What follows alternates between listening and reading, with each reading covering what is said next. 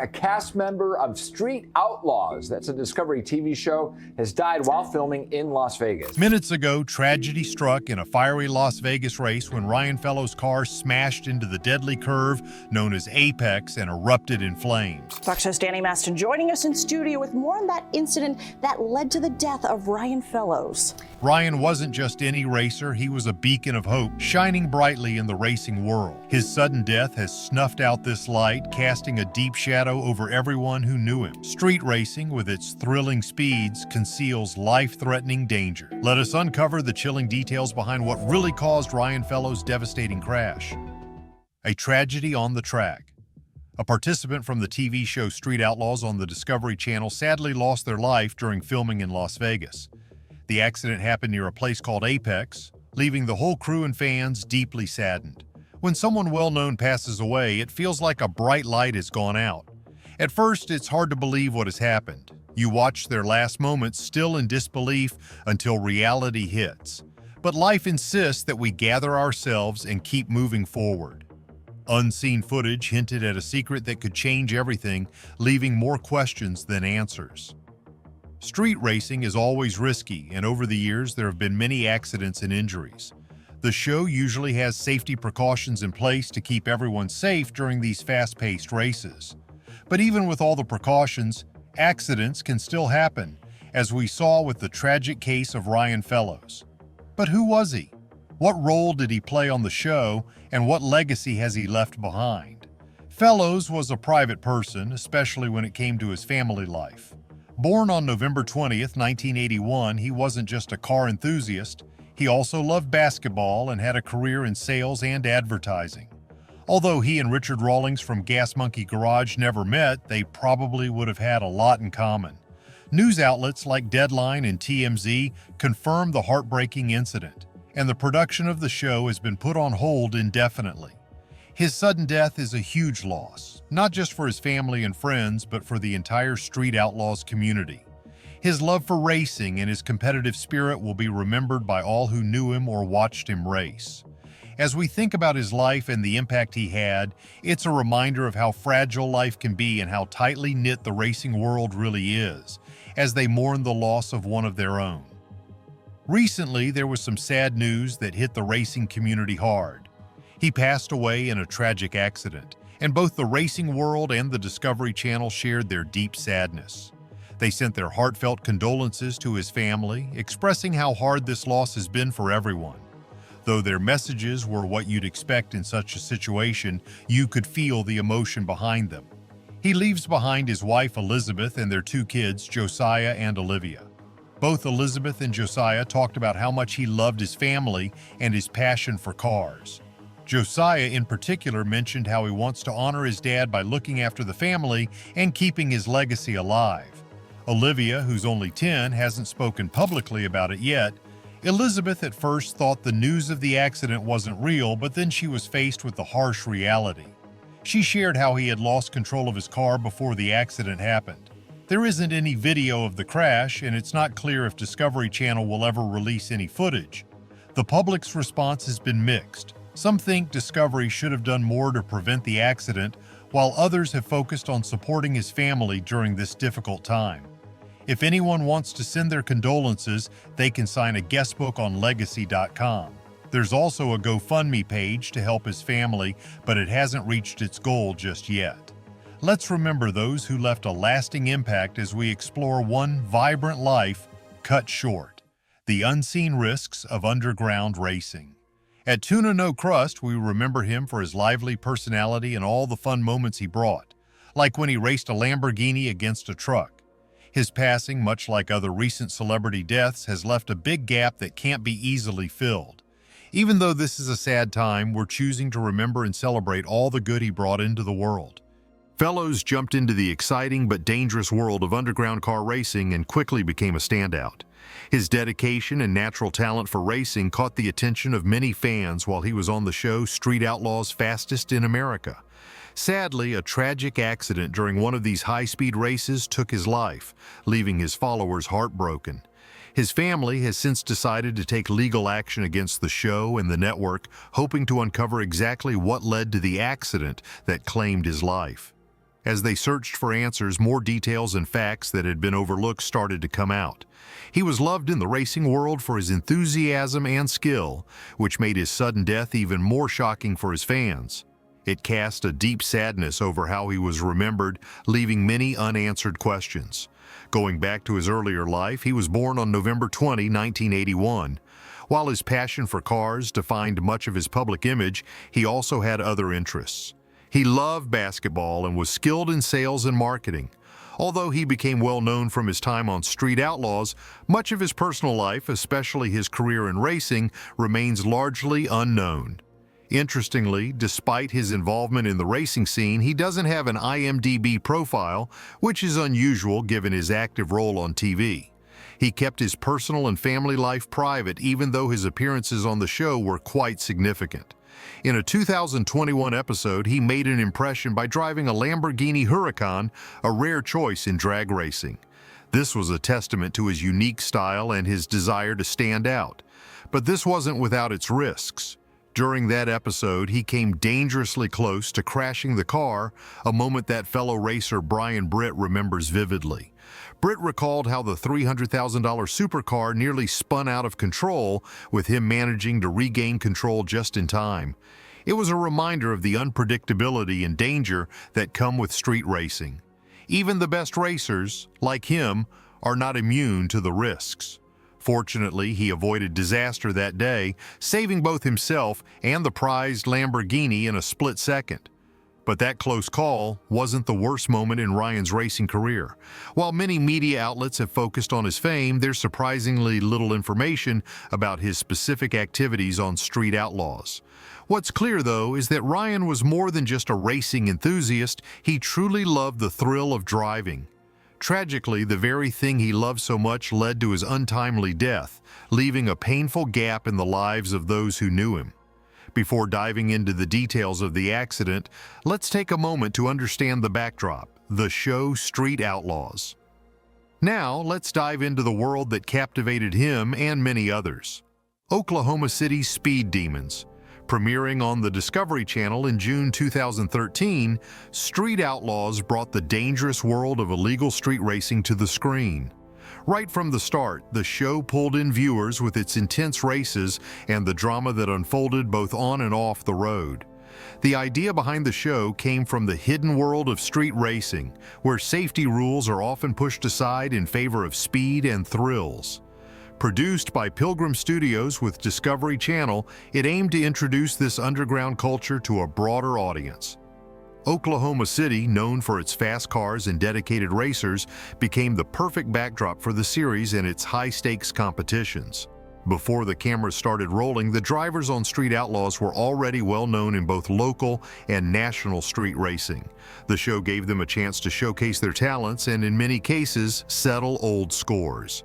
The setup of Street Outlaws is pretty straightforward. Each episode features a series of races, focusing mainly on list races, where drivers compete to be among the top 10 fastest in Oklahoma City. These races aren't just for fun. They test the drivers' abilities and show how fast their cars can go under pressure.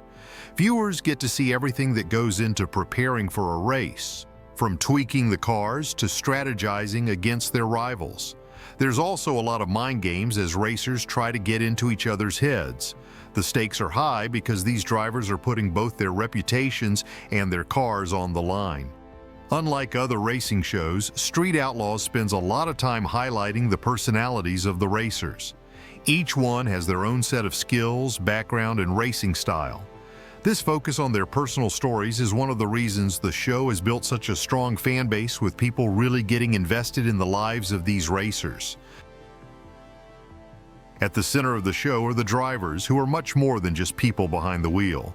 They are mechanics, engineers, and strategists fully immersed in the street racing world. The original cast is made up of some big names from the racing community. One of them is Justin Shearer, better known as Big Chief. He's a major figure in the Oklahoma City racing scene.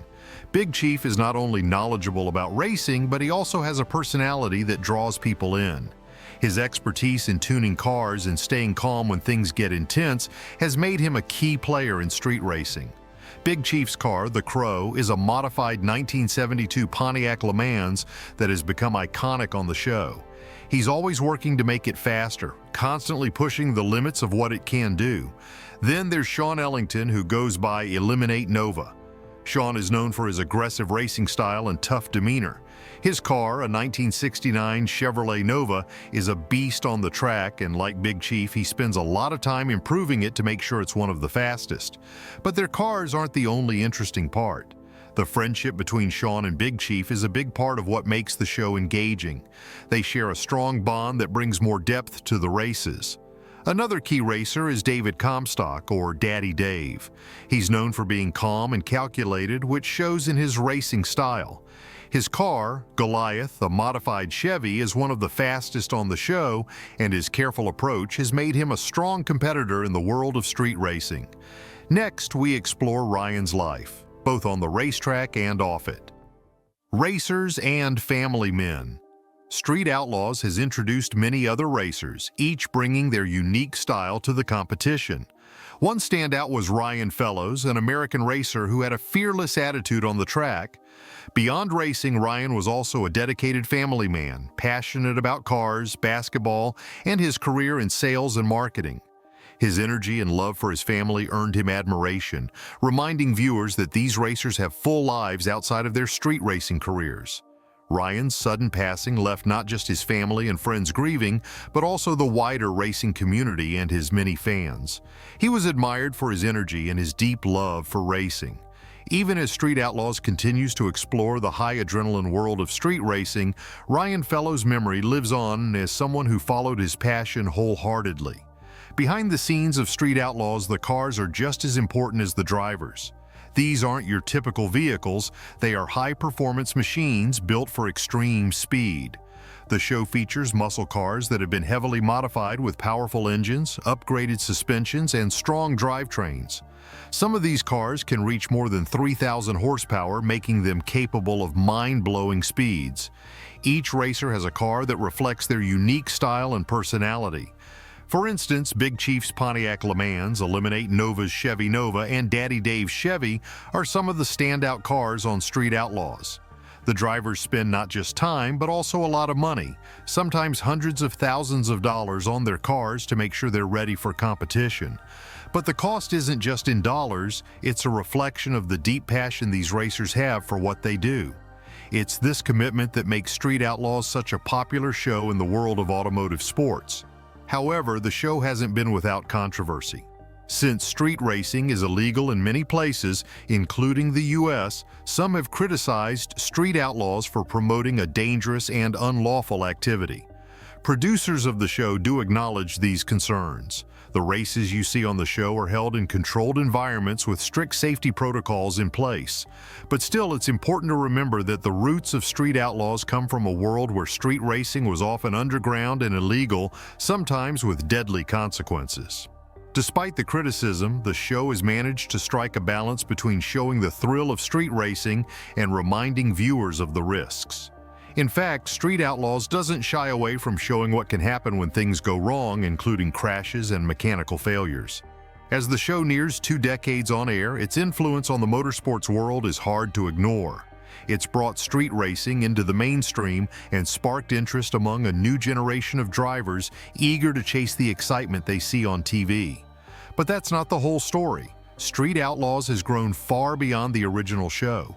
It has led to spin-offs like Street Outlaws, New Orleans, Street Outlaws, Memphis, and Street Outlaws. No Prep Kings, expanding its reach and influence in the world of car racing entertainment. Let's move from the racetrack to uncover the bigger story behind the scenes. The grit behind Street Outlaws. The show Street Outlaws brings fresh faces and new locations while sticking to the things that made it popular in the first place. It's all about fast cars, daring drivers, and the constant risk involved. This mix of action and personality doesn't just attract car enthusiasts, but also people who love watching others face big challenges.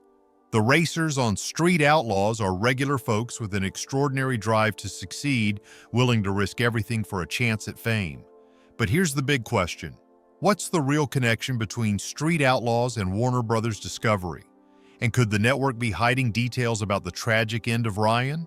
The background of Street Outlaws is tied up with major companies like Warner Brothers, Turner Broadcasting, Scripps Networks, and Discovery. Warner Bros., for instance, was founded by four brothers, Harry, Albert, Sam, and Jack Warner, back in 1923. They started out in the movie business but later moved into animation, TV, and video games. Today, it's one of the top 5 film studios in the U.S. and is part of the Motion Picture Association, MPA. Ted Turner founded Turner Broadcasting System in 1965, based in Atlanta, Georgia. This laid the foundation for many of the companies involved today. Later, Kinney National Company was formed and its media section became Warner Communications. Then in 1990, Warner Communications joined forces with Time Inc. to create Time Warner after a series of acquisitions. But that wasn't the biggest part. In 1979, Warner Communications partnered with American Express to create Warner Amex Satellite Entertainment. This partnership owned big-name channels like MTV, Nickelodeon, the Movie Channel, and VH1.